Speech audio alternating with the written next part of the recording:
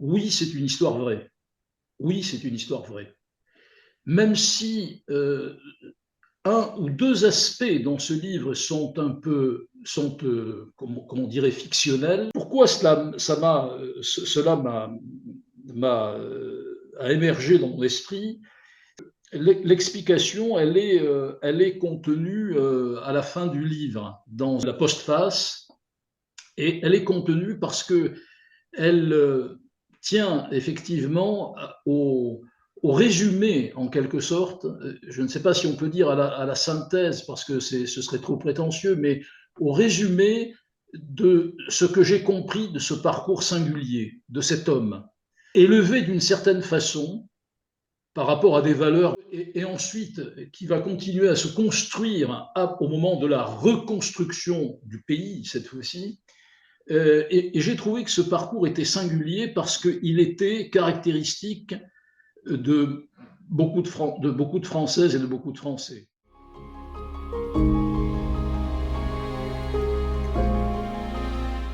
En fait, c'est cette espèce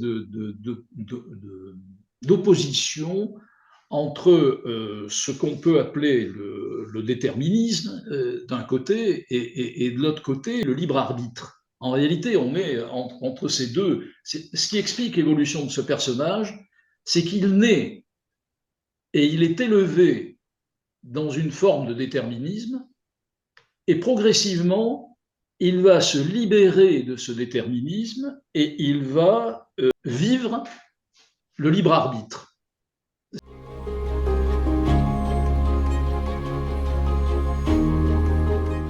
Le déterminisme, ça veut dire quoi? Ça veut dire que, bon, il faut rappeler que, mais d'un mot très très rapide, que le déterminisme, ce sont des actes de l'homme qui ne seraient que la conséquence, qui ne sont que la conséquence d'actes antérieurs, conformément à ce qu'on pourrait appeler des lois immuables. Bon, c'est ça le déterminisme.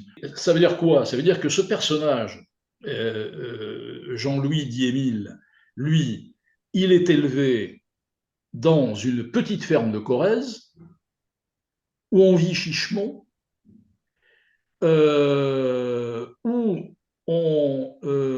dans des conditions climatiques qui sont assez difficiles, même dures, où on élève une famille de 8 personnes, où le curé et l'instituteur se disputent les beaux esprits,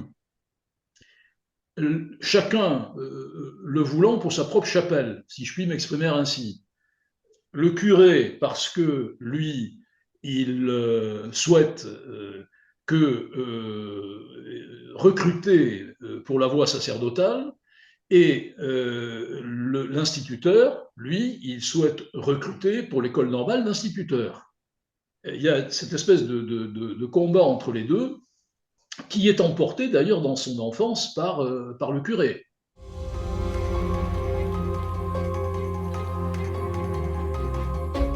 Lorsque vous aviez les moyens, lorsque vous étiez fille ou fils, en l'espèce fils, de riches, de personnes riches, ou plus riches en tout cas, vous pouviez vous libérer, on vous mettait au séminaire, vous faisiez le petit, puis éventuellement le grand séminaire, et à la sortie, vous pouviez vous libérer de la voie sacerdotale, il suffisait de payer au fur et à mesure les frais, ce qu'on appelle aujourd'hui les frais de scolarité. Si les parents n'avaient pas les moyens, ils ne pouvaient pas payer, mais là, il y avait un engagement moral de rentrer dans la voie sacerdotale. Ça, c'est du déterminisme. Il est élevé dans ces conditions-là.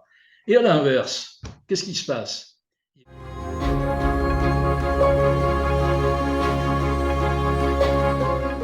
Il va vivre des expériences, il va vivre des moments historiques très importants, la guerre à Narvik. On est dans le cercle arctique. C'est le cercle arctique. Et là, il est obligé de tuer. Il tient un fusil, il est obligé de tuer. Lui qui avait fait le grand séminaire, il avait le nœud gordien à trancher du 5e commandement qui était: tu ne tueras point, tu ne tueras pas. Et vous voyez, c'est quand même, enfin, sur le plan de la philosophie, c'est quand même très très important. Et il va se construire, il va le trancher, ce nœud gordien.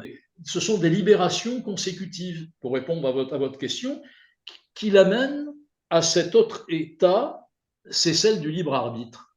Voilà.